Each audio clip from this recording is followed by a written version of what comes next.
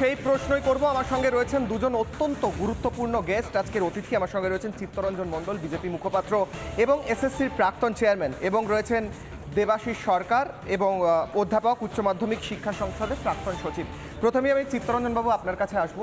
চিত্তরঞ্জনবাবু, আপনি এর আগে একাধিকবার সংবাদ মাধ্যমে মুখ খুলেছেন, বলেছেন 2013-এ যখন আপনাকে চাপে পড়ে সরতে হয়, পার্থ চট্টোপাধ্যায় আপনাকে সেই চাপটা দিয়েছিল, এমনটাও আপনি বলেছেন। চিত্তরঞ্জনবাবু, দুটো প্রশ্ন করব। এক নম্বর, আপনার উপর যে চাপ আসতো যে একে নিয়োগ করতে হবে বা তাকে নিয়োগ করতে হবে, সেই চাপ যদি আসতো তাহলে এতদিন কেন বলেননি বা সেই সময় কেন বলেননি? আর দু নম্বর প্রশ্ন, এটাও এখন ভাসছে যে সরকারে এখনও একজন মন্ত্রী রয়েছেন, অত্যন্ত গুরুত্বপূর্ণ একটি মন্ত্রিত্ব দখল করে রয়েছেন, তিনি ওই গোটা চাকরি চুরি সম্পর্কে জানতেন। এই বিষয়ে আপনি কি জানেন? প্রথমে শুনুন, আমার পরিচয়টা যেহেতু প্রাক্তন চেয়ারম্যান এবং বিজেপির মুখপাত্র, কাজেই আমার বক্তব্যের মধ্যেও দুটো পার্ট থাকবে। এক, আমি যখন চেয়ারম্যান ছিলাম তখন আমি আগেও বলেছি যে মাননীয় তখন যিনি মুখ্যমন্ত্রী ছিলেন তিনি বলেছেন একটাও কম্প্রোমাইজ করবেন। কাজে যেহেতু আমি জানি এই দলটাই একটাই পোস্ট, বাকি সব ল্যাম্প পোস্ট, কাজে বাকি কারো কথা শোনার আমার কোনো প্রয়োজন নেই, কোনো প্রয়োজন নেই। ঠিক, আমি শুনিও নি। যে আসছে দিয়ে যাচ্ছে, দিতেই পারে, কিন্তু আমি তো শুনবো না সে কথা।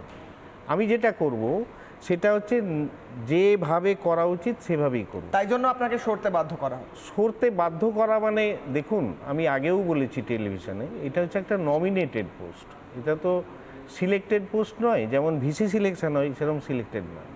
যেহেতু নমিনেটেড পোস্ট, আমার একটা নৈতিক দায়িত্ব থাকে।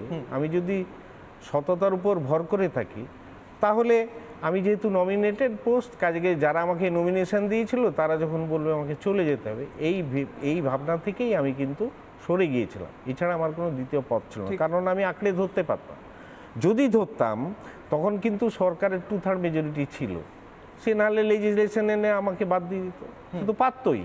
তাহলে সেই জায়গাতে আমি যেতে যাব কেন? যেহেতু নমিনেটেড পোস্ট, এই বিবেকের থেকেই কিন্তু আমি ছেড়ে দিয়েছিলাম। এবং এই বিবেকটা আমার এতটাই স্ট্রং বলে আজ পর্যন্ত 12-13 সিলেকশনে কেউ কিছু বলতে পারেনি। তার কারণ প্রত্যেকটা স্টেপে আমি স্বচ্ছতার সাথে করেছিলাম। নাম্বার 1, ওএমআর শিট তার ডুপ্লিকেট দিয়েছিলাম, ছেলেরা যে যা নিজেরা নিয়ে চলে গেছে, তারাই দেখে পেয়েছে আমি কত নম্বর পেয়েছি। ফার্স্ট স্টেপ ইভ্যালুয়েশনের পর তাদের নাম লিস্ট, মানে আপনার সময় শত চাপ আসা সত্ত্বেও আপনি সেই কাজ করেননি যা তার পরবর্তীকালে হয়েছে, অর্থাৎ চাকরি চুরি।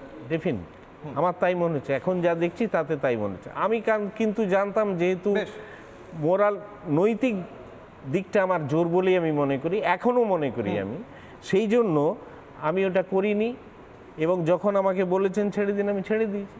এবং এই জায়গাটাই এখন বুঝতে পারছি যে সরানোর উদ্দেশ্যটা, যেটা হচ্ছে যে আমাকে, কারণ আমি মনে করি এখনও, নিশ্চয়ই আপনারা জানেন যে একটা কথাই আছে যে একটা জাতকে যদি ধ্বংস করতে হয় একটা গুলি না খরচ করে, তাহলে তার শিক্ষা ব্যবস্থাটাকে ধ্বংস করে দিয়ে। এই লাইন থেকে আমি আপনার তো গুরুত্বপূর্ণ গেস্ট, আজকের অতিথি আমার সঙ্গে রয়েছেন চিত্তরঞ্জন মণ্ডল, বিজেপি মুখপাত্র এবং এসএসসির প্রাক্তন চেয়ারম্যান, এবং রয়েছেন দেবাশিস সরকার এবং অধ্যাপক, উচ্চ মাধ্যমিক শিক্ষা সংসদের প্রাক্তন সচিব। প্রথমেই আমি চিত্তরঞ্জনবাবু আপনার কাছে আসবো। চিত্তরঞ্জনবাবু, আপনি এর আগে একাধিকবার সংবাদ মাধ্যমে মুখ খুলেছেন, বলেছেন 2013-এ যখন আপনাকে চাপে পড়ে সরতে হয়, পার্থ চট্টোপাধ্যায় আপনাকে সেই চাপটা দিয়েছিল, এমনটাও আপনি বলেছেন। চিত্তরঞ্জনবাবু, দুটো প্রশ্ন করব। এক নম্বর, আপনার উপর যে চাপ আসতো যে একে নিয়োগ করতে হবে বা তাকে নিয়োগ করতে হবে, সেই চাপ যদি আসতো তাহলে এতদিন কেন বলেননি বা সেই সময় কেন বলেননি? আর দু নম্বর প্রশ্ন, এটাও এখন ভাসছে যে সরকারে এখনও একজন মন্ত্রী রয়েছেন, অত্যন্ত গুরুত্বপূর্ণ একটি মন্ত্রিত্ব দখল করে রয়েছেন, তিনি ওই গোটা চাকরি চুরি সম্পর্কে জানতেন। এই বিষয়ে আপনি কি জানেন? প্রথমে শুনুন, আমার পরিচয়টা যেহেতু প্রাক্তন চেয়ারম্যান এবং বিজেপির মুখপাত্র, কাজেই আমার বক্তব্যের মধ্যেও দুটো পার্ট থাকবে। এক, আমি যখন চেয়ারম্যান ছিলাম তখন আমি আগেও বলেছি যে মাননীয় তখন যিনি মুখ্যমন্ত্রী ছিলেন তিনি বলেছেন একটাও কম্প্রোমাইজ করবেন। কাজে যেহেতু আমি জানি এই দলটাই একটাই পোস্ট, বাকি সব ল্যাম্প পোস্ট, কাজে বাকি কারো কথা শোনার আমার কোনো প্রয়োজন নেই, কোনো প্রয়োজন নেই। ঠিক, আমি শুনিও নি। যে আসছে দিয়ে যাচ্ছে, দিতেই পারে, কিন্তু আমি তো শুনবো না সে কথা। আমি যেটা করব সেটা হচ্ছে যেভাবে করা উচিত সেভাবেই করুন। তাই জন্য আপনাকে সরতে বাধ্য করা হয়। সরতে বাধ্য করা মানে দেখুন, আমি আগেও বলেছি টেলিভিশনে, এটা হচ্ছে একটা নমিনেটেড পোস্ট। এটা তো সিলেক্টেড পোস্ট নয়, যেমন ভিসি সিলেকশন হয় সেরকম সিলেক্টেড নয়। যেহেতু নমিনেটেড পোস্ট, আমার একটা নৈতিক দায়িত্ব থাকে। আমি যদি সততার উপর ভর করে থাকি, তাহলে আমি যেহেতু নমিনেটেড পোস্ট, কাজে যারা আমাকে নমিনেশন দিয়েছিল তারা যখন বলবে আমাকে চলে যেতে হবে, এই ভাবনা থেকেই আমি কিন্তু সরে গিয়েছিলাম। এছাড়া আমার কোনো দ্বিতীয় পথ ছিল না, কারণ আমি আঁকড়ে ধরতে পারতাম। যদি ধরতাম তখন কিন্তু সরকারের 2/3 মেজরিটি ছিল, সে নাহলে লেজিসলেশন এনে আমাকে বাদ দিয়ে দিত, কিন্তু পারতই। তাহলে সেই জায়গাতে আমি যেতে যাব কেন, যেহেতু নমিনেটেড পোস্ট? এই বিবেকের থেকেই কিন্তু আমি ছেড়ে দিয়েছিলাম, এবং এই বিবেকটা আমার এতটাই স্ট্রং বলে আজ পর্যন্ত 12-13 সিলেকশনে কেউ কিছু বলতে পারেনি। তার কারণ প্রত্যেকটা স্টেপে আমি স্বচ্ছতার সাথে করেছিলাম। নাম্বার 1, ওএমআর শিট তার ডুপ্লিকেট দিয়েছিলাম, ছেলেরা যে যা নিজেরা নিয়ে চলে গেছে, তারাই দেখে পেয়েছে আমি কত নম্বর পেয়েছি। ফার্স্ট স্টেপ ইভ্যালুয়েশনের পর তাদের নাম লিস্ট, মানে আপনার সময় শত চাপ আসা সত্ত্বেও আপনি সেই কাজ করেননি যা তার পরবর্তীকালে হয়েছে, অর্থাৎ চাকরি চুরি। ডেফিনিট আমার তাই মনে হচ্ছে, এখন যা দেখছি তাতে তাই মনে হচ্ছে। আমি কিন্তু জানতাম, যেহেতু বেশ।